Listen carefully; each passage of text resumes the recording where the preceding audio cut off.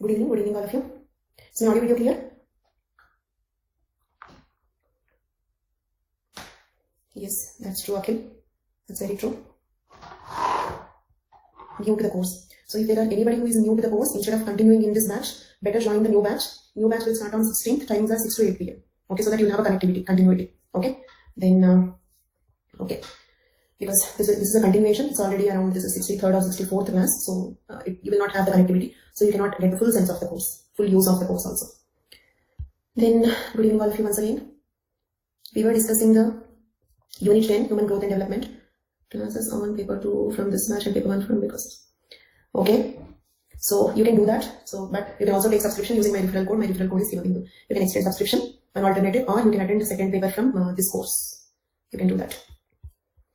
Okay. Then, so we were discussing the concepts of human growth and development. We have seen so many points like this: stages of embryonic development, then prenatal, natal. So during prenatal, germinal, embryonic, fetal. Then after that, natal, that is the childbirth process. And then postnatal, neonate and infancy, and then childhood. Then adolescence. I said puberty and adolescence will be discussed more in detail in Unit 11. Good evening all of you. Then we have seen maturity and adulthood and senility on senescence. Senescence is getting old, which is characterized by stopping of the growth. Growth stops. Degeneration of the tissues begins, means the muscles will become weak. Deterioration of the vision, the eyesight declines. Drying and wrinkling of the skin, decline in the memory. Reduced vital capacity, the breathing capacity, lung capacity reduces. Okay, and muscle tone reduces. So this is nothing but senescence, that is getting the old age symptoms. Then the next topic we are about to start is aging and senescence, theories and observations. Aging and senescence, theories and observations. But from this heading, what you have to understand is, these are not only theories about senescence, theories about aging also. Theories about aging also. Aging means what? Even if 1-year-old baby becomes 2 years, that is also called as aging. So here you have to take aging as a synonym to growth, isn't it? Aging means age increase. That can be 1 to 2, 3 to 4, 11 to 12, 30 to 40, 70 to 80. Okay, aging just means age increase. So senescence we have considered as the old age symptoms. So here aging and senescence means consider it as an alternative for growth. Okay, and development also, growth and development also. Okay, so for example, is senescence a development? Because how do we define development? Passing from one stage to the other. So adulthood to senescence is also a new development, can be a negative development. Development can be negative also, isn't it? So if the question is, why I am giving this explanation is, if the question is theories explaining aging and senescence or theories explaining growth and development, same theories. We don't have separate theories for growth and development. Okay. There is a message that is pinned here. Please go through. Yes, I'm starting a new batch on 16th of June, this month only. Okay. And the timings will be from 6 to 8 p.m. Okay. So, there. So is it clear? Theories explaining aging and senescence, theories explaining growth and development. Whatever might be the question, your answer is going to be this. Aging is growing older, whereas senescence is changes that occur during the later years of the lifespan. Aging changes are the changes related to age regardless of the point of time, isn't it? Okay, aging changes regardless of the point of time. Can be 1 to 10 years or 10 to 20 years or 30 to 40, regardless of the point of time in the lifespan at which they occur. Example, onset of puberty is an aging change but not a senescence change. Understood the difference between aging and senescence now? So now let us continue, but the senescence we are not undergoing transition into other stage. Senescence is not a transition, but maturity to senescence is a transition. Adulthood means the growth stops. Senescence means deterioration begins. So that is a transition. Adulthood to senescence is a transition. Okay. Same with puberty is also not a transition. Childhood to puberty is a transition. Like fetus is also not a transition. Embryo to fetus is a transition. So that way adulthood to senescence is also a transition. Agreed? Okay, fine. And some new function. Is it here? What is the new function here? Deterioration. Deterioration is a new thing which is coming here. Okay, that is another thing we have seen in development. So we don't have separate theories for growth and development. In fact, in the syllabus also they did not give theories explaining growth and development. They have given theories explaining aging and senescence only. But in the exam, if they ask theories explaining growth and development also, by chance, out of syllabus, okay, to try something different, then also the right answer is the same. But of course, in the syllabus they did not give anything like theories explaining growth and development. But we have theories explaining aging and senescence. So can we continue? Then, Steckler defined aging senescence as, a few more definitions to go here. Steckler defined senescence as changes which occur generally in the post-reproductive period, isn't it? Senescence happens in the post-reproductive period. So a human being's life can be divided into 3 phases: pre-reproductive, reproductive, post-reproductive. For example, till the menarche, it is pre-reproductive. From menarche to menopause, it is reproductive. After menopause, it is post-reproductive. Understood? And senescence is the change that happens during post-reproductive period, and which results in decreased survival capacity, isn't it? Who have a better survival capacity? Somebody in their 20s or somebody in their 70s. So it is a reduced survival capacity, one part of the individual organism. This is Steckler's definition of senescence. Then, comfort defines aging as an increased liability to die, isn't it? With every next year, in fact, people celebrate birthdays, but with every birthday, we are moving one step closer. Okay? So, an increasing loss of vigor with increasing chronological age, with the passage of life cycle. So, this is comfort's definition of aging. Then Maynard Smith defined aging process as those processes which render the individual more susceptible means more vulnerable as they grow older to various factors. What are those various factors? It can be infections or it can be pollution. Okay? Means extrinsic. Or even intrinsic also, from inside, say, if any new things will come, any changes. So they are more vulnerable, more delicate, more susceptible to both extrinsic and intrinsic factors which may cause death. Disappear means, for example, if a person develops cancer in 40 years age, more chance of cure and survival. But if a person gets cancer in their 80s, less chance of cure and survival.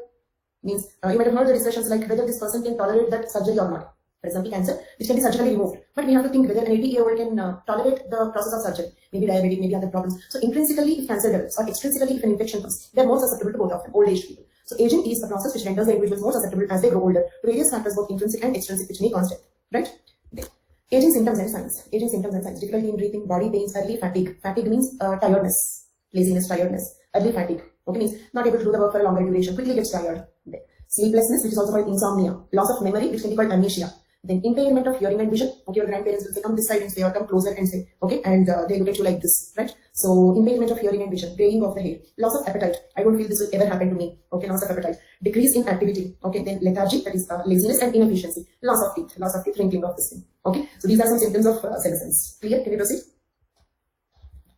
Then, now diseases. Certain diseases are more common in the old age people in their senescence period. Let us see what are they. Eye diseases. Okay, you can observe most of them getting cataract surgery done. Okay, so eye diseases. Reproductive system related diseases. Okay, getting some tumors or some fibroids in the uterus, or the need of removing the uterus ovaries. Okay, so such problems, reproductive system related, like oligospermia in the case of males. Oligospermia means lesser number of the sperms. Then joint and bone related diseases like arthritis, osteoporosis, common in the old age.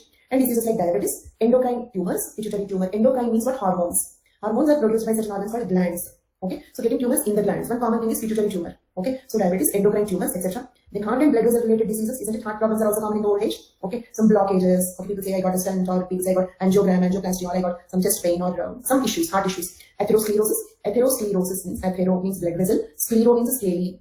The blood vessels become less flexible and scaly. Scaly means what? The scales of the fish or the snake skin is also scaly, hard. Okay, atherosclerosis. Athero related to blood vessels, and sclero means scaly. Okay, blood vessel related diseases like atherosclerosis, hypertension. Most of the old age people say BP, and they shout at you and say I got high BP. That's an excuse, right? Then heart attack, heart failure. These are common in the old age people, right? Then social problems, sense of insecurity. Okay, because since old age, like they are the earning members of the family, now they got retired. Most of the jobs may not even have the pension, so now they fall under the new category of dependents. Okay, till then head of the family will become a dependent. That leads to low esteem, less respect. Okay, of course, in some cultures, the people respect the old age people so much. Okay, so I remember like when we sit and eat together, first we will serve our grandmother, and then only the other people will be served. So like that, like in cultures, in some cultures, there is a particular rule of respecting the elders, but in most of the cultures, they neglect the old age people. Is it clear? They insult them or they will treat them. That is also there. Neglect, decrease in the income, decrease in social activity. Till then they had classmates or colleagues, okay, some friends going to office, going to the college. Now the social activity reduces, but of course nothing is true for everybody. In fact, some old age people, they form groups among themselves, walking groups or even senior citizens groups and all. They remain active throughout their life. That is different, but in general, this is possible, right? Decrease in social activity. And also that too, like when you observe these morning walking groups and all, most of them were men. Okay, old age women being social is still less observable, isn't it? So like decrease in the social activity, these are the social problems. Then emotional problems. If you remember one question, I have shown you one question, the problems of old age in the modern days. Do you remember that question? In one class I have shown that. The problems faced by the old age, I think during epidemiological anthropology or sometime I mentioned this question. The problems faced by the old age people in the advanced and developing countries, developing countries. These are all the problems, physical, diseases, social, emotional, isn't it? These are all the problems which they suffer, right? Then impotence in the males and declining sexual interest in the females. Then frustration, anger, paranoid tendencies. Paranoid tendencies means suspicion, doubting. Okay, so you can observe your grandparents or parents also if they are into their 50s and all. Okay, like you don't love me enough, you don't care me. Okay, so like say for example, if there is any small issue in the home, like one of my friends was saying she had an issue with her mother. Okay, and she stopped the mother stopped eating. Last 2-3 days she's not eating anything. Angry on the kids, angry on the husband. Okay, and then when they request her to eat, she's getting irritated. And when they don't request her to eat, she's saying you don't care me. Okay, you're not requesting me to eat. Okay, so you don't love me enough. Okay, so this kind of suspicion and all these things. Rigidity of thinking. Rigidity of thinking means if one thought comes in the mind, they keep on thinking about the same thing again and again. Say for example, your mother is speaking about some family disputes with her sister or with her sister-in-law. Okay, so repeatedly complaining the same thing. She said like that to me. How can she say like that to me? Isn't it? Okay, so rigidity of the thinking, adamant attitude. Okay, deprivation, tension, neurosis. These are the problems, emotional problems of the old age. Then gerontology. Gerontology, you all know, study of old age. Okay, then gerontology aims at prolonging the youth period more than prolonging the total life. The target of gerontology is not giving 100 years to the people. We need not live 100 years, but as long as we live, we should live young, energetic, healthy. That is the target of gerontology. So the target of gerontology is not extending the total lifespan, extending the youth period. Is it clear? And these days it is very much so. People became health conscious, people became beauty conscious. If a mother and a daughter walks together, it is very difficult to say who is the mother, who is the daughter these days, isn't it? So both internally and externally people are taking care. Internally health-wise, fitness conscious, and externally good equipment to maintain. Okay, so externally also they can look young. So this is how, like, gerontology is about extending the youth period. Means till 60 look like you are young, feel like you are young, okay, feel as healthy as a young person, okay, but need not live till 100. Why? To increase population, okay, there. So that the people can enjoy physical fitness and can have the psychological satisfaction of being young. Okay, so this is gerontology. Then remedial measures include treatment and rehabilitation, psychological counseling and treatment for the diseases, maintenance of the chronic diseases. In epidemiological anthropology, we have seen delayed chronic diseases, isn't it? People can maintain their life very convenient, though they have BP, diabetes, everything, heart problems, everything, but with the medicines, they can lead a reasonably good life. So that is treatment, symptomatic treatment and rehabilitation. Is it clear? So this is about the old age in developed and developing countries. The characteristic features of aging and senescence. Changes that occur are deleterious as they lead to death of the individual. Death is sudden, though the process that leads to death is gradual, isn't it? Death is sudden, but the process that leads to death is gradual. Okay, I said you one statement that every time we breathe, we are moving closer to the death. Okay, so that means this. And the process involved are fundamental intrinsic properties of all living organisms, isn't it? Something that leads to death is not it need not be a disease, it need not be a mutation, it need not be an infection. It can be just breathing, it can be just the intrinsic property. Every day the heart is beating, one day it will get tired. The regular wear and tear, the regular oxidation process which is happening. So something that causes death need not be an infection, need not be a cancer, need not be any disease. Agree? The processes involved are fundamental intrinsic properties of all living organisms, isn't it? There. Now coming to the theories. Okay. Theories can be divided into two: biological theories, social theories. Okay. What theories? Theories leading to aging and senescence, or theories leading to growth and development. Whatever it is. We have two types of theories: biological theories, social theories, and we are discussing the biological theories first. Okay. Clear till now? Then, so in the biological theories, we have three types. Okay, one is cellular theories, second one extracellular theories, cellular, second one extracellular, third one modern. Cellular theories, extracellular theories, modern theories. Cellular theories means what? Why they are called cellular theories? They are called cellular theories because, according to those theories, the reason for senescence, the factor that causes senescence is inside the cell. Okay, therefore they are called cellular theories. Cellular theories explain the factors that cause senescence are inside the cell. Therefore, they are called cellular theories. Is the reason clear for all of you? And any theory that claims the factor for senescence outside the cell, then extracellular theories. The factor that causes aging and senescence. For example, if I say DNA mutation is a reason for aging and senescence, tell me which kind of theory is it? Very good, very good, very good. Because DNA is inside the cell. Okay. So some extracellular substance causes aging and senescence. Then it is called extracellular theory. And miscellaneously, certain modern theories, means some recent theories are kept in another category, modern theories. They can be intracellular, extracellular, whatever it is, recent theories are kept under modern theories. Okay. So we are going to discuss these theories under two broad categories, biological and social. First, we are discussing biological, under that three categories, and then under each category we have around five theories. So let us see them all. Okay, first, cellular theories. Okay, so if you want, write one statement. According to them, the factors that cause aging and senescence are inside the cells. Okay, I repeat, write down. According to these theories, the factors that cause aging and senescence are inside the cell. I repeat, according to these theories, the factors that cause aging and senescence are inside the cell. Fine. In that first theory, under cellular, first theory, Roman numeral 1, and under that number 1. Then, theory of genetic blueprint. Blueprint means what? Original, isn't it? In general, what you know about blueprint? Same thing apply here also. There is no specific name. No, there is no separate name here. Genetic blueprint means original genetic sequence. Okay. So, theory of genetic blueprint by Leonard Havlik. Okay, remember the scientist name. Okay, we don't use the word thinker here. Rather, better word is scientist. So, theory of genetic blueprint by Leonard Havlik. Okay, I hope you memorized the name. Okay. So then, let me explain what is this. Did you hear a brain cell will divide? A brain cell will divide only once in its lifespan. Brain cells, neurons can divide only once in their lifespan. So, in our brain, if a brain cell dies, it cannot be regenerated. Other nerve cells cannot divide to fill the gap. Did you understand? Okay, in the brain, if someone, say for example, if you get injured, okay, your skin heals, right? Your brain does not heal like that. Your liver heals. Say the blood, if you donate blood, okay, you will get your full blood back in 3 to 4 months. Isn't it? Means healing is happening. How the healing happens? When the older cells divide to form new cells, isn't it? But this healing process do not occur, not totipotency. Totipotency means what? From brain cell, from my brain cell, if I can again make bindu, that is totipotency. Okay? This is called regeneration, that's all. Not totipotency. Understood the difference? If a liver cell can become a total human being, that is totipotency. If the liver grows to heal, that is just called regeneration, not totipotency. Okay? There. But still keep answering like that. For example, if totipotency comes in your mind, don't hesitate, say it out. Then only I will get an opportunity to correct it, you will get an opportunity to know what exactly it is. Okay, so don't hesitate to say a wrong answer. I'm not judging anybody here. Not a judge, only a teacher. Fine. So brain cells divide only once in their lifespan. Okay. Then the same way as skin cells. Okay. See, in the human body, no cell is totipotent except zygote. And blastomeres. Okay. Zygote can become not all stem cells. Not all stem cells. For example, we have stem cells in umbilical cord also, but they are not all totipotent. They are called pluripotent. Okay. So totipotent means what? Can make a baby, can make a complete human being. That is possible only for zygote and blastomeres. Blastomeres are the first 1 or 2 divisions. Okay. You know, up to 16 cells is called blastomeres, means 16 to 32 is called as morula. So 8 cells, 4 cells, that stage, yes, they are totipotent. But zygote is the only cell which is perfectly totipotent. Okay. Are you people listening, or I'm just talking like this? I'm saying they are not totipotent. I'm not saying they are totipotent. Only zygote is totipotent.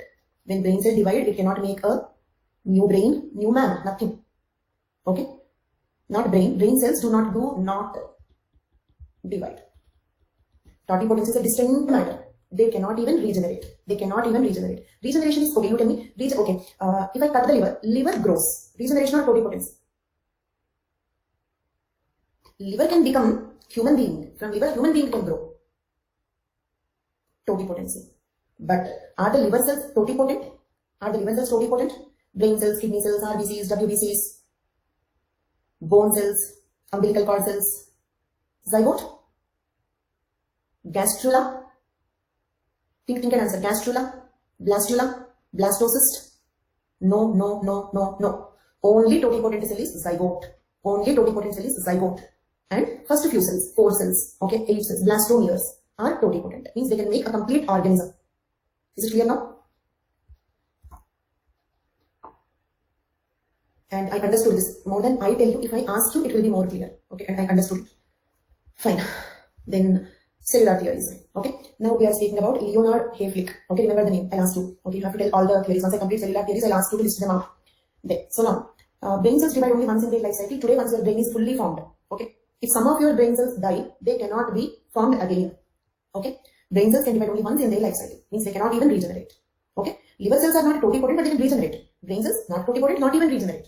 Okay, but RBC is not like that, right? Okay, RBC is not like that. RBC, if you every 3 months, every 3 to 4 months, you can donate blood, but your total amount of the blood you will get it back. Means the blood regenerates. Okay, once every 3 to 4 months. It means RBCs are dividing several times in their lifespan, isn't it? Okay, 3 to 4 months amounts to 120 days. So, like RBCs can divide many times in their lifespan, isn't it? For example, you get wounded here, it will heal. If you get wounded in the same place again it will heal, isn't it? It means skin cells also can regenerate many times in their lifespan. Skin cells also divide many times, but every cell will have an upper limit. On how many times it can divide. Understood? Every cell in our body is having an upper limit on how many times it can divide. No cell divides unlimitedly. Is it clear? After a certain number of times, it cannot divide again. Means liver can regenerate, does not mean you go on cutting the every day one slice. Okay, the liver goes on regenerating, not like that. Is it clear? Okay, so there is an upper limit. Unlimited means cancer. True. Okay, unlimited means cancer. Cancer cells do not have a natural death. We need to kill them. They never die. Okay, so cancer cells don't have a natural death and they can unlimitedly divide. True. Okay, so normal cells, they have an upper limit. But every cell is having an upper limit, but the upper limit is different. For example, for nerve cells, for the neurons, the upper limit is 1. Agreed? For the nerve cells, the upper limit on how many times they can divide is 1. Okay, for RBCs probably maybe some 1000 times. Okay, don't go by the number. Okay, we don't have the data about those numbers. Not needed also. V means not I. In general, there is no data about that. No need also. Let us assume RBCs have 1000. Skin cells have probably some 2000. Okay, means let us suppose then the human being will become a cancer. Then don't divide. Then there is just formation of new neurons and death of the older ones multiple times. How can something die multiple times? Death for anything is only once. No death multiple times. Okay. Like brain cells do not die. It means the lifespan of brain cells is the lifespan of human being. It means if we live 100 years, brain cells also live 100 years. In between, if they degenerate, we get diseases like Alzheimer's, Parkinson's, etc. Did you hear about some degenerative brain diseases? Alzheimer's, Parkinson's, degenerative brain diseases. Okay. So usually the lifespan of brain cells is the lifespan of human beings. They survive till we survive. Okay. So they need not divide in between. If they die before we die, then we die with Alzheimer's. Got it? Fine. Okay, so first listen about Hayflick limit. So the point is every different cell will have an upper limit on how many times it can divide. That is true for every cell. But the upper limit is not the same. It can be 1, it can be 1000, it can be 2000. Means some cells can divide 2000 times, some cells can divide 1000 times, some cells can divide 500 times, some cells like neurons can divide only 1 time. That upper limit is called as Hayflick limit. Once Hayflick limit is reached, the cells cannot divide again. Understood? Okay, respond to a few questions. Do all the cells have an upper limit on how many times they divide? Yes. Is that upper limit same? No. It can be 100 to 10,000, any number of times. It is different for different cells. But what is common is every cell is having an upper limit. That upper limit is called as Hayflick limit, because this theory is proposed by Hayflick. Okay, Hayflick limit. Once Hayflick limit is reached, then the cells cannot divide anymore. For example, let us assume the Hayflick limit for skin cell is 1000. So it's not 1000. I'm just saying some number. Okay. So let us assume if the Hayflick limit for skin cell is 1000, it can divide only 1000 times. For example, it already divided 1000 times. Then it cannot divide anymore. Okay. So every cell will stop dividing at a given point of time. Right? But death continues. Death continues not multiple times, only 1 time. But each cell will die 1 time. Right? So division stops. Cell division stops. Okay, tell me how the cells grow in the number by cell division, isn't it? So if the cell division and cell death balance each other, our organs will maintain their size and condition. But after the Hayflick limit, the cells stop dividing, but they continue to die. Then what happens? Degeneration. That leads to aging and senescence. Right? So what leads to aging and senescence? Cells reaching the Hayflick limit.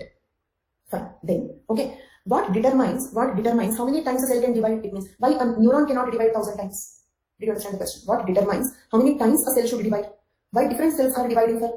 I mean, why the Hayflick limit is to Hayflick limit, but why the Hayflick limit is different? Why the Hayflick limit is different? So, the Hayflick limit of each cell is decided by the DNA. That is what is genetic blueprint. Genetic blueprint determines Hayflick limit. The genetic blueprint determines Hayflick limit of the cell. Clear? Means the genes, the DNA determines how many times that given cell type should divide. Okay? Very good. So this is called the theory of genetic blueprint by Leonard Hayflick. Studies by Daniel et al. Supported this theory.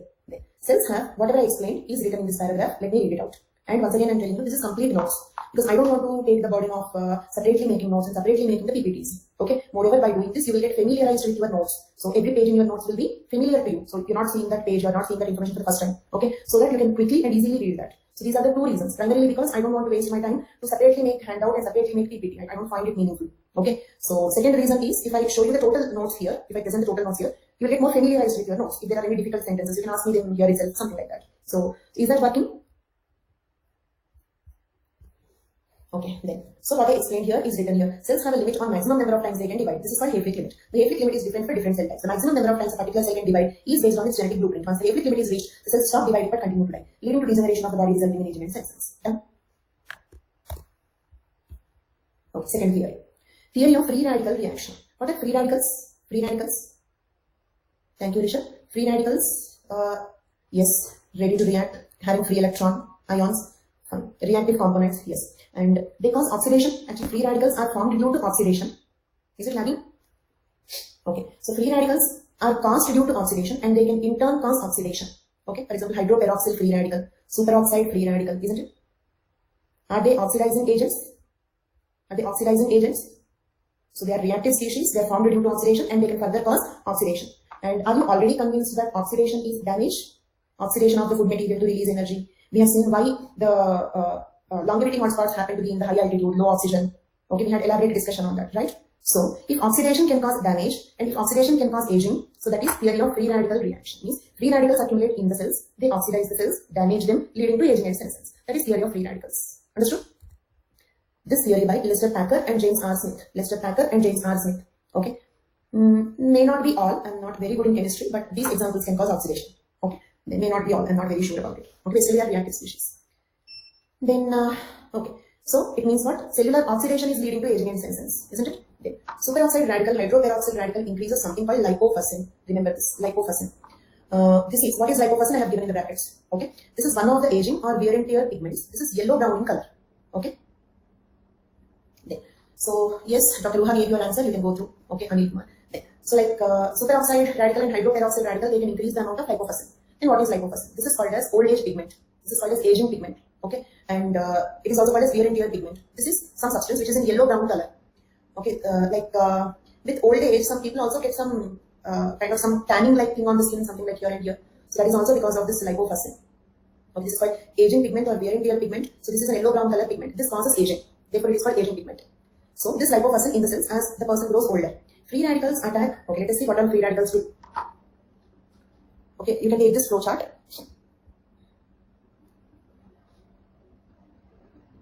Free radicals, like for example, hydroperoxyl radical, okay, so or superoxide radical, they can do two things. One is increase lipofuscin. Second thing is, okay, look at here. Free radicals attack the unsaturated lipids of the cell membrane. Okay, did you hear the cell membranes are made up of lipids? Lipids means fats. Okay. Those lipids which make up our cell membrane, they have two components. Okay, hydrophilic head and hydrophobic tails. Okay, this is a lipid. Okay, hydrophilic means water loving, hydrophobic means water hating. Okay, and our cell membrane is a lipid bilayer. For example, if you take the cross section of a cell membrane, it will be like this. The reason is top and bottom we need hydrophilic, in between hydrophobic. Do you understand? All hydrophilic heads here. Okay, because cells will face water from intracellular side. So for example, this is a cell. Inside also water. I did not complete, don't worry. I'm just explaining the cell membrane. Okay. Soluble, insoluble is not the matter here. Because soluble, insoluble means I have to put the other question in water. If you put acid, everything is soluble. Okay. So definitely not water soluble. Okay. Not water soluble. Then leave about soluble and insoluble. See, this is like every lipid will have a hydrophilic. Phile means love, head. And there are some chemical groups, okay, and hydrophobic tails. You need not note this down, just listen and, okay, no need of writing all these things in the exam, okay. So nobody will ask you to write the cell membrane structure. I'm just trying to explain that also. Hydrophilic head, hydrophobic tail. The tails are CH2 chains, CH2, long chain of CH2. The head is also some chemical group, okay. So what is that head, what is that tail means? There are some chemical groups, understood? Okay, the head and tails are chemical groups, particularly tails are long chains of CH2, like that, okay. Head is also some functional group, some chemical group. Then, see, if this is a cell, do you agree that cell's interior and exterior is full of water? Because we are made up of 70% water. In and out we have water. So, okay, cell membrane is not like, I may draw the cell membrane like one layer, but it is not one layer, it is a two layers of lipids, understood? Cell membrane is a lipid bilayer. Bilayer means two layers, okay? And I'm showing the cross section of it. All heads, hydrophilic heads here, okay? And tails like this, understood? Because tails are hydrophobic, okay? They are present at the interior, covered by the hydrophilic head groups. Then from inside also, because from inside also there is water, isn't it? Okay, this is another layer of the lipids and their tails. So this is the structure of the cell membrane. Clear for all of you? So here and here hydrophilic heads, in between hydrophobic tails. So cell membrane is a lipid bilayer. Remember this point. This one sentence you remember sufficient. Cell membranes are lipid bilayers. Okay? True for all the cell membranes. With detergents, they will open. That is how we open the cells to extract DNA and all. Okay, sometimes when we have to extract DNA, we break in the laboratory, we break open the cells with detergents. Okay, so can I proceed? Okay, so cell membranes are lipid bilayers. Then look at here. Free radicals attack the unsaturated lipids. Did you hear about saturated lipids, unsaturated lipids? In the nutrition chapter, you might have heard. In the nutrition, did you hear that we have to eat unsaturated fatty acids? Polyunsaturated fatty acids are healthy. We should not eat saturated fats. Did you hear this? Okay, so saturated means what? I told you that the chains are all CH2, right? So, in that chain, if you have all single bond, then it is called saturated. Okay? If you have double bond or triple bond, then it is called unsaturated. Double bond or triple bond, then it is called unsaturated. In the chain, are you all following? This information for understanding that nutrition aspect also. Polyunsaturated fatty acids. Okay? In the nutrition aspect also, this is important. Okay? Then, so, double triple bonds are called unsaturated. Then, in the chain, okay, in that chain, see, long chain of some 20 CH2 units. In that chain, if you have many double or triple bonds, okay, many double or triple bonds, then it is called polyunsaturated fatty acid. Understood? For example, all are single bonds. You have only one double bond, that is monounsaturated. But if you have many double bonds or many triple bonds, okay, then it is called polyunsaturated. And the more saturated the fat is, the more difficult it is to digest it. Because single bonds are stronger bonds, double bonds, triple bonds are weaker bonds. Okay, so it is difficult to digest the single bond, saturated fats. So the more unsaturated bonds you have, the healthier the fat is. For example, vanaspati, okay, or butter, ghee, all these things are saturated fats. Okay, in practical reality, how do you recognize the saturated fats and unsaturated fats? Saturated fats are solid at room temperature. Okay, or they easily get solidified. For example, your sunflower oil, all those things, they are liquid at room temperature. It means what? At lower temperature, they can break them. That's the reason why they are liquid at room temperature. Isn't it? Understood? So, we have lipids in our cell membranes, we have lipids in our food also. But wherever it is unsaturated fat means unsaturated fat. Okay, and we eat what we have, isn't it? We are made up of proteins, so we eat proteins. We are made up of fat, so we eat fat. Because we eat to refill what we have, isn't it? Okay, then, now, free radicals attack the unsaturated lipids of the cell membrane. Understood? And they decrease the diffusion of nutrients into the cell. Actually, the cell membranes, I said, they are lipid bilayers, right? Most of them have unsaturated fats. Reason is, like liquid, say for example, saturated fat, example butter. Okay, and unsaturated fat, example, your refined oil. Okay, which is more flexible, which is more rigid. Saturated or unsaturated, which is more flexible. Which is more flexible, unsaturated. So, our cell membranes are made up of unsaturated lipids. Understood the reason? Reason is, our cell membranes must be flexible. Why flexible? We have a traffic across the cell membrane. You know that? Many things will keep going into the cell. Nutrients, water, ions should enter into the cell. Toxic material should be sent out of the cell. So, there is a lot of traffic across the cell membrane. This traffic is possible only if the membranes are flexible. They are flexible only if they are unsaturated. And this is all for your understanding. Do you need to write all the story which I said right now? No. Then what do you have to write? The one which is written here. For writing in the exam, this is sufficient. Maybe more. Because if they ask theories, you cannot write all these theories as I have given here. You have to make it 50%. Okay? If you have to write all the theories, you have to cut short. So you cannot write everything that we spoke now. That is to understand these sentences. But writing, this is sufficient. Because examiner knows this. You need not explain examiner everything. Okay? Even if the examiner do not know, we should assume that he knows. Okay? So, free radicals attack unsaturated lipids of the cell membrane and decrease the diffusion of nutrients into the cell. Okay? So So when the free radicals attack these unsaturated lipids, they will change in such a way that they will become rigid. Okay, so this decreases the diffusion of nutrients into the cell. Okay, what happens if the nutrients do not reach the cell? Also, what happens if the toxins are not sent out of the cell? The cell can proceed to the death. Okay, so more cell death than division, that leads to deterioration, and aging and senescence, isn't it? So these are the two things. One is increase in the lipofuscin. Second one, these free radicals attack cell membrane. If they attack cell membrane, what happens? Okay, cell membranes will become rigid. If they become rigid, what happens? Diffusion stops. If the diffusion stops, what happens? Like that, you can draw it in the form of a flowchart. Got it?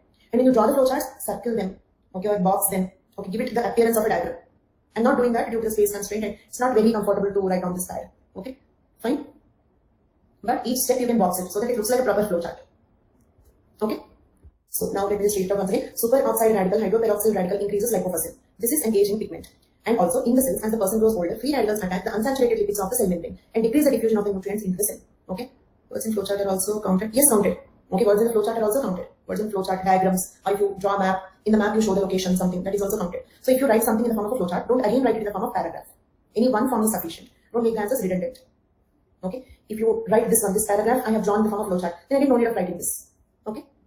And don't write the total answer sheet should not be in the form of a flowchart. Maintain balance. For example, here there are 10 theories. 4-5 theories write in the form of flowchart. 4-5 theories explained in paragraph. Okay. So some diversity.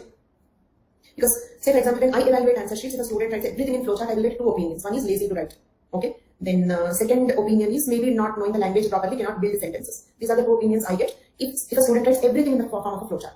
Okay. So maintain some balance. And show all your skills, that is the point.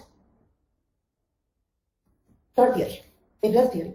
Which error we are speaking here? Errors during replication. What are the errors during replication called? Mutations, isn't it? For example, I want to copy A, T, G, C. This sequence I want to copy. So I should copy it as T, A, C, G, G, G, T, sorry, A and T, isn't it? But by mistake, instead of T, if G is added, this is an error during the copying. Okay? See, actually mutations are two types. Spontaneous mutations, induced mutations. Spontaneous mutations means which occur naturally. Induced mutations means UV rays, X-rays. Why the people say you should not take CT scan unnecessarily?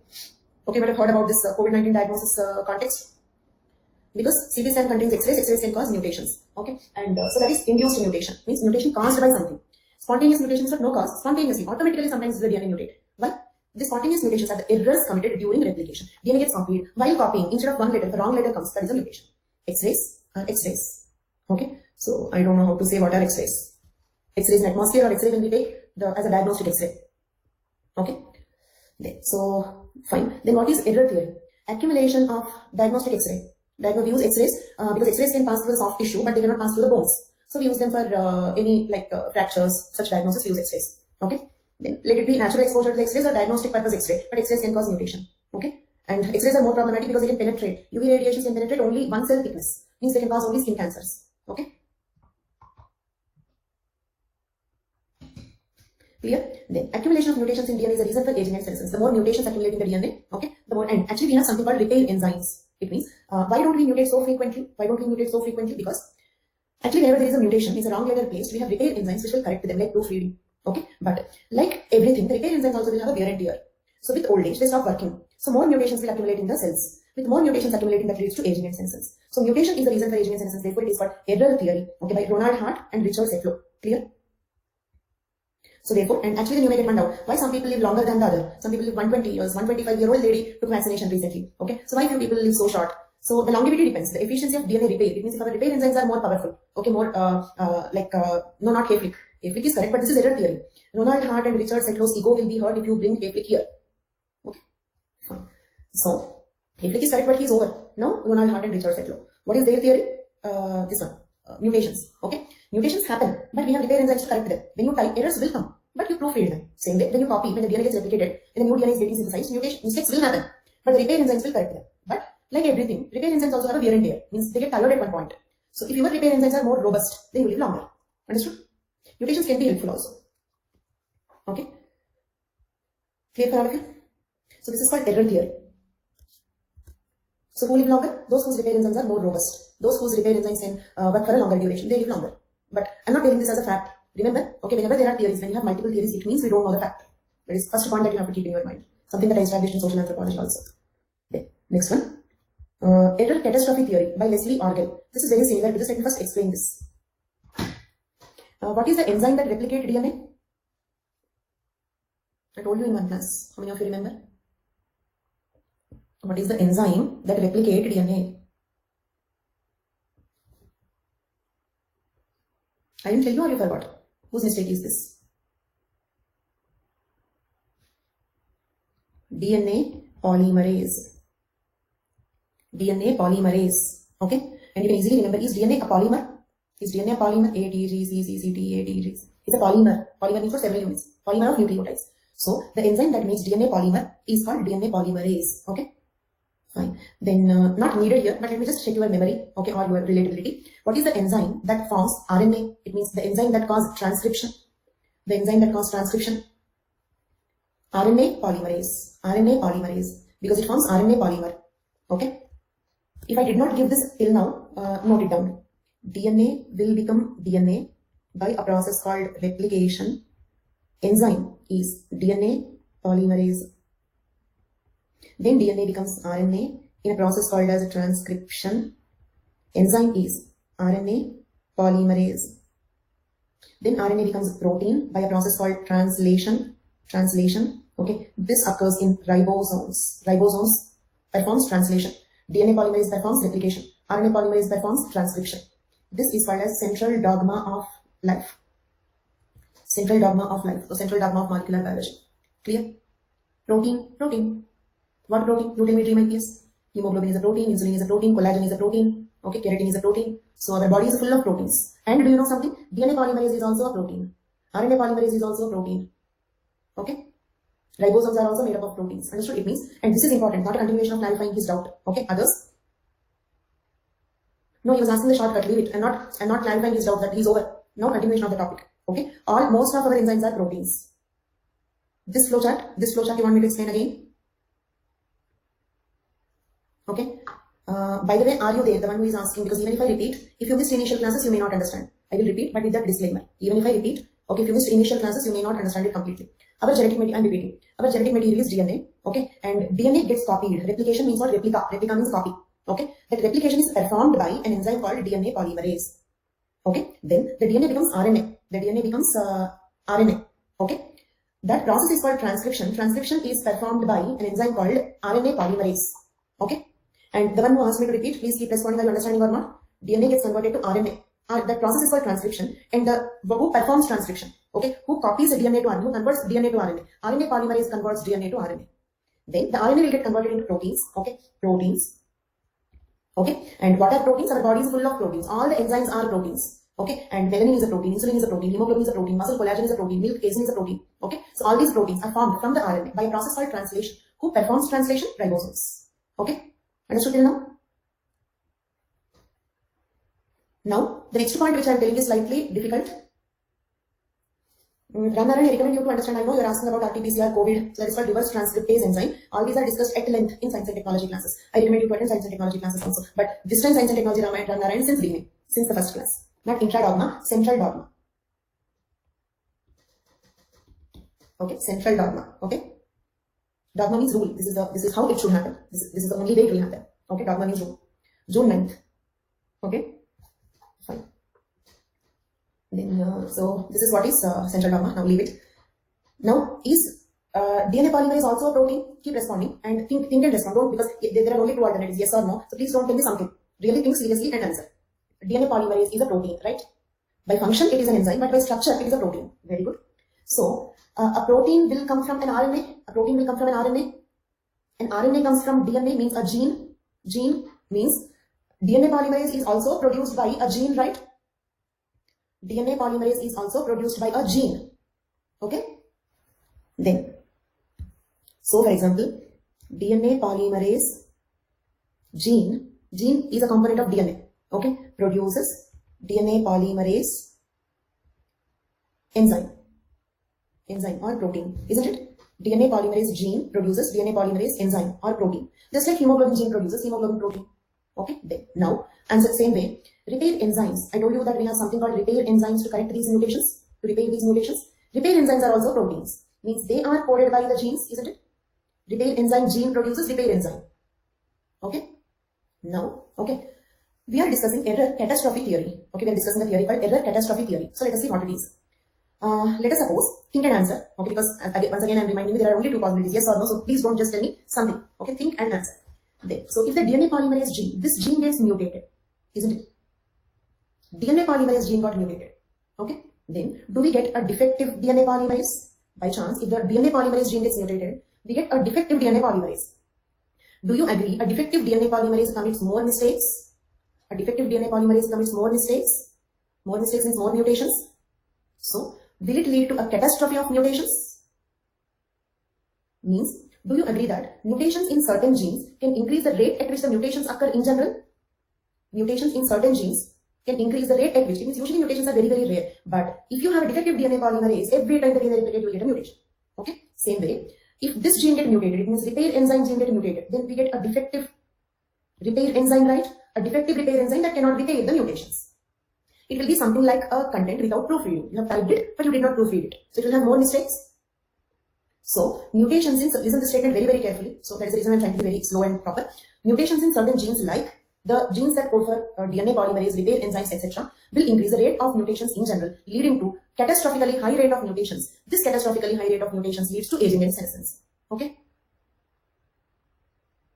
And I'm keeping this content here, I'm not deleting this slide. Plus, let us read it out once. Okay, whether this is understandable or not. Mutations in certain genes. Example, genes coding for DNA polymerase and repair enzymes produces defective DNA polymerase and DNA repair enzymes that drastically increase the rate of mutations due to the inefficient proofreading repair process. This catastrophic increase in the rate of mutations speeds up the aging and senescence. Is this paragraph understandable? Is it mandatory that this mutation will lead to aging? Leslie Orgel said like that, I don't know. Leslie Orgel said that this is the reason for aging. Okay. I didn't ask him, okay, whether it is really true. Then mutation in DNA polymerase gene is far more dangerous than just mere aging. Yes, of course. Okay, it can really create catastrophe in your body. Okay, lead to genetic disease. Of course, it can lead to many genetic diseases. But here the topic is not genetic disease. We had enough discussion about genetic disease. Here the topic is about aging, so we spoke about aging. Does not mean that this is the only effect of these mutations are much more dangerous than causing aging and senescence. Okay, inefficient proofreading means what? Inefficient proofreading only inability to correct mistakes. Means, for example, okay, ATGC, so the next stand should be TACG. But by mistake, T is added. By mistake, T is added. Okay, then what the repair enzyme is supposed to do? Look at here. Right now, what is happening here is being done by repair enzyme. What the repair enzyme will do? Tell me what the repair enzyme has done? Removed G, removed T, the wrong one. Okay, and add the G, the correct one. This is proofreading. Okay, so actually DNA polymerase is also having the proofreading capacity, but in addition to that, we also have some repair enzymes, extra repair enzymes. Why? This is all to avoid. Why do you think we all are healthy? Okay, why I don't have sickle cell anemia? Why you don't have hemophilia? Because of these repair enzymes only. Understood? Why do we see the genetically diseased people so rarely? How many people with sickle cell anemia you might have heard in your personal circle, not in textbooks, in your personal circle? Very less, right? How many albinos you had in your personal circle? Okay, so why they are so rare? Okay, because of these repair enzymes only. It is because of repair enzymes. Absence of repair enzymes will create catastrophe. Okay, according to Leslie Orgel, they cause aging and senescence. And I did not ask him whether it is really true or not. Can I proceed? So, this one, theory of missing factors. Theory, and remember all these are cellular theories. And cellular theory is under biological theory. Okay. Then, so, theory of missing factors by M.S. Cango.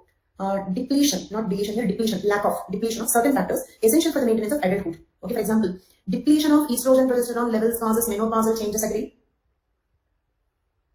That's all. It means you understood the theory of missing factors. Means those hormones are missing that cause aging changes. Got it?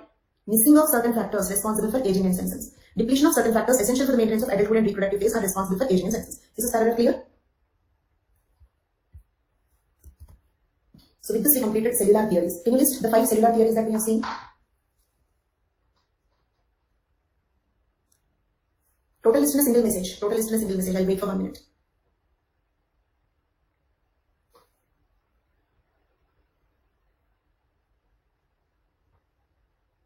Messaging or not? Messaging. Okay. Very good, very good. Missing home, Shubham. Next. Theory, okay, fine. Fine. Now coming to extracellular theories. Very good, thank you so much. Now, extracellular theories means according to these theories, the factor that causes aging and senescence is not inside the cell, it is outside the cell. Okay. First one, collagen theory.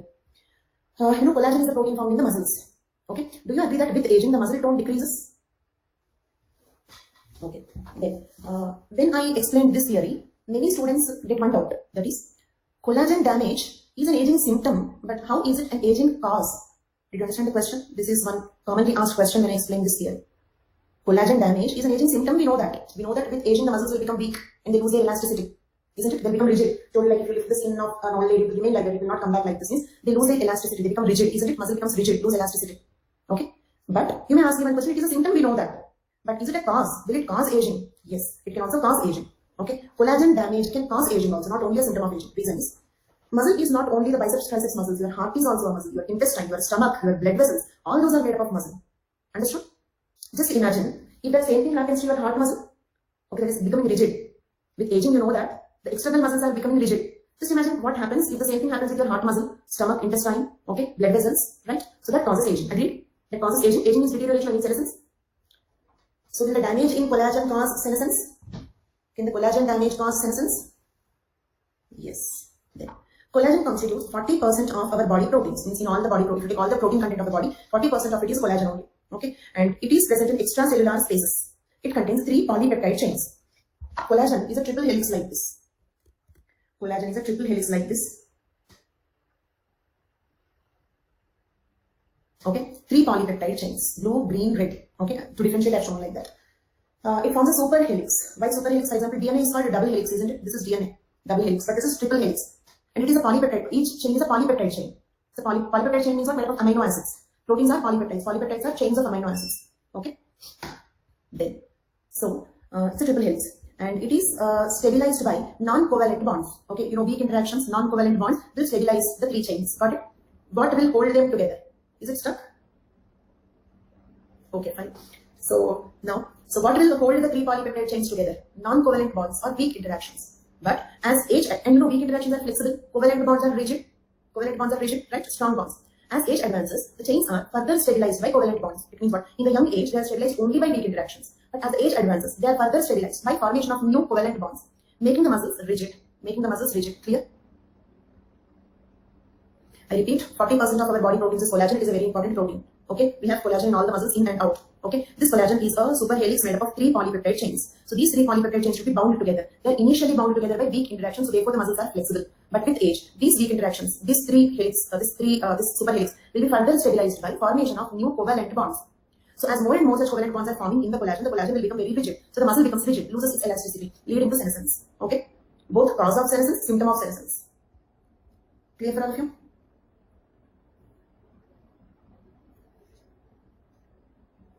Next one, immunological theory. Immunological theory by Burnett and Walford.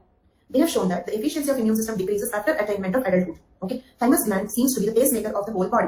Thymic involution and decrease in autoimmune diseases. Increase in autoimmune diseases. Okay, let me explain this. We have an organ of the immune system called thymus. This is an organ of the immune system. This is an organ of the immune system. Okay. Then,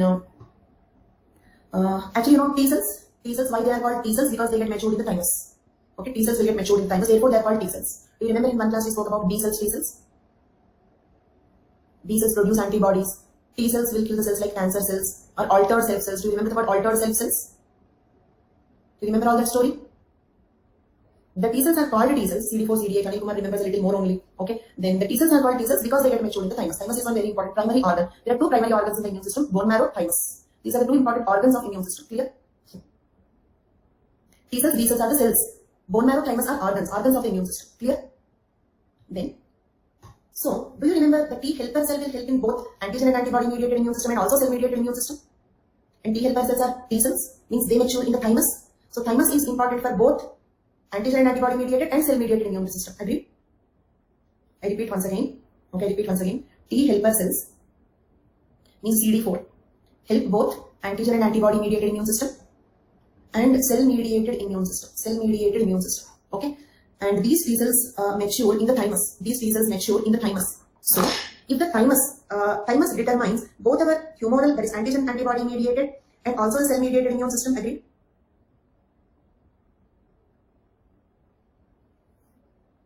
Okay, clear for all of you? Repeat means, I'll repeat, but Chandrakala, do you remember about T cells, B cells and all? Were you there in that class? then even if I repeat, it is difficult to understand because we already discussed it elaborately once. Okay, so okay, for now, for the time being, there are some important cells of the immune system called T cells. Okay, these T cells are important for all the types of immune system in our body. Okay, those T cells will get matured in the thymus. So thymus is a primary organ of the immune system. Primary organ of immune system, very important organ of the immune system. Clear till now? Okay, very good, Chandrakala. So, and Chandrakala, if you are new, okay, we are starting a new batch on 16th June. It will be very convenient for you if you start since the beginning. Okay, and for others also, for everybody. Okay, because there are lots of interconnections there. So, thymus is one organ which is important for. We have two types of immune system: antigen antibody mediated immune system, cell mediated immune system. For both the types of immune system, thymus is very important. Agree, all of you? We have two primary organs of the immune system: bone marrow, thymus. Okay, there. This thymus, when a child is born, the thymus will be very small. And where is this thymus located? It is located here, somewhere here. Okay, at the breast bone, that is called as sternum. Okay, at the center here you have a bone called as sternum. Behind that it is located. Okay. There. So this thymus, when we are young, just born baby, the thymus is very small. With age, the thymus goes on increasing and will reach maximum size. Okay, at adulthood. Okay, or at puberty. As we reach adulthood, it will reach its maximum size. Then after that, it will again start decreasing. This process is called as thymic involution. Understood? Thymic involution. Involution means what? Shrinks. Thymus shrinks, becomes small. Okay. This is one reason why children and old age people are more prone to the infections. You know this? In between puberty, adulthood, we get less infected. Right? Okay. So, do you agree? Every time a disease, an infection comes, it will damage our body to some extent.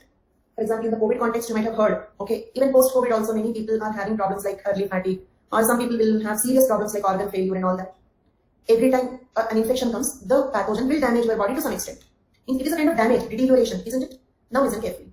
With age, due to thymic involution, the immune system becomes weak. If the immune system becomes weak, okay, let us draw this as a flowchart. Thymic involution.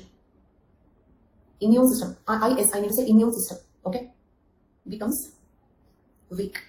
If immune system becomes weak, more infections. More infections means more deterioration of the body, isn't it? Deterioration of the body means what, senescence? Deterioration of the body means senescence. Okay. So, for example, not only COVID, say for example, chikungunya, okay, so that is more known to cause joint pains. So many people these days, I don't hear many people getting it, it's not an epidemic or something now. So in those days when the people got, I remember the people complaining the joint pains even after a few months of recovery. Okay. This is all it means. Till then, till they got infected with that, they were active, running, jogging, but after that, their activity decreased, means senescence. So, immunological theory explains this weakening of the immune system as a reason for aging and senescence. Understood? Weakening of the immune system as a reason for aging and senescence. Because if the thymic involution leads to, because of the immune system becomes weak. If immune system becomes weak, we get more infections. If you get more infections, more deterioration of the body, means more senescence. Okay? So, again, longevity. Some people live longer, some people live short. What could be the reason? The speed of thymic involution. Probably in some people, the thymus shrinks slowly. Means they have a larger thymus till later ages also. In some people, the thymus shrinks quickly, means at an earlier age. So they may get aging symptoms sooner. Understood? No, we cannot control thymic involution. Clear? So, immunological theory, Burnett and Walford have shown that the efficiency of immune system decreases after attainment of the adulthood. Thymus gland seems to be the pacemaker. Pacemaker means what? Pacemaker means what? Something which determines the speed. How quickly we age. How quickly we, some people will age very slowly. They look very young even in their 50s, 60s. Okay? So, what determines the speed of your aging process? Thymus seems to be that pacemaker. Okay? Then, thymic involution and increase in the autoimmune diseases is one reason for aging and senescence. Complete the sentence by writing is the reason for aging and senescence. Okay? So, is immunological theory clear? Next one, brain as a pacemaker. Brain as a pacemaker. Third theory, I remind you we are discussing extracellular theories under biological theories. And I will ask you the list here also. Keep memorizing. So, brain as a pacemaker. By Finch, et al. I'll tell you a small experiment that they have done. So, what they have done is, they have taken the ovaries of a young rat and transplanted it into an old rat. Understood the experiment? Surgically, they cut the ovaries of the young rat, transplanted to old rat. Guess what happened? Guess what happened? And it's okay if you cannot guess. Don't feel bad if you cannot guess. Ovaries stopped releasing estrogen progesterone. Understood? Agrees, yes, your logic is correct. But observation is mainly with estrogen progesterone hormones. Means his logic is correct, ovaries stopped working. Okay? Means whether ovaries work or not, is it determined by in whom old or rat? In the old rat. In the old rat, the ovaries, see, transplanted means what? Replaced. Remove old rat ovary, transplant the ovary from the young rat to the old rat. Then the ovary stopped working in the old rat. Clear? So, whether the ovary produce estrogen or not is under the control of the ovary or the brain. Brain, right? Because if it is under the control of the ovary, then even after transplanting into the old rat, the ovary should continue to release estrogen progesterone. Agree? Same way, from the old rat, when they transplanted it to the young rat, the ovary started producing estrogen progesterone once again. Means brain is the pacemaker for aging and senescence. Agreed? Understood? So that is brain as pacemaker. Finch-Phillips proposed this theory. They transplanted the ovary of an old rat into a young rat and observed that it started secreting estrogens. It suggests that how the organs of the body functions depends on the brain. Means brain is the pacemaker for aging and senescence. You can add that sentence. Brain is a pacemaker for aging and senescence. Understood?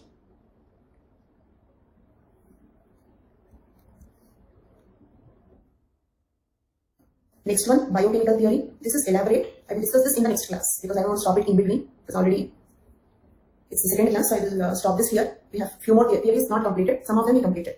We'll continue with this in our next class. Yeah, okay, enjoy your economy class. Volume-wise, yes. Volume-wise, yes. But number-wise, if you take, no.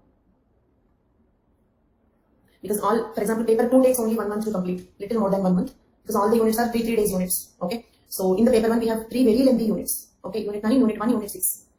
Except these 3 remaining all units are 3-4 days units. Okay.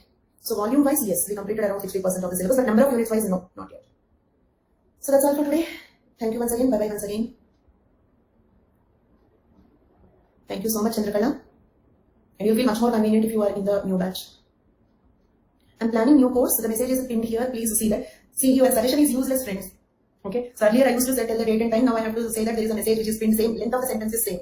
Okay. So I'm starting a new batch, 16th June, timing 6 to 8 p.m. Okay. New batch of anthropology, 16th June, timing 6 to 8 p.m. Book is taking time because I'm not getting time to work on that. Your question, either message it again or tell me the time when you have message time. Next class of this unit on Sunday. Tomorrow I will continue with the theories. Tomorrow you have only 1 class. So I'll continue with the theories. Okay. Then Sunday I will continue with this. Means I decided to do it only in extra classes. Okay. So that those who missed all the extra classes can listen to separately at your convenience. Regular classes. It's obvious, right? It's out of curiosity. Everybody takes classes regularly, right? Sunday it is there in the schedule. 3 p.m. 6 p.m. 3 p.m. 6 p.m. Sunday 3 p.m. 6 p.m. Yes, that's what I have taken unit 10 in all extra classes. So if you missed unit 10, no problem. Listen it later at your convenience. No, not all Sundays. Only this Sunday. I'm not so energetic, not on Sundays, only to this Sunday. So that we don't disturb the remaining schedule. Okay. Thank you, Shubham. You'll get engaged in the live classes. Of course, live will be better. Okay. Thank you. Bye-bye. So meet you again at 3 p.m. tomorrow. Good night. Thank you so much, Gary. I will definitely have a good night with your message. Thank you so much. Bye-bye.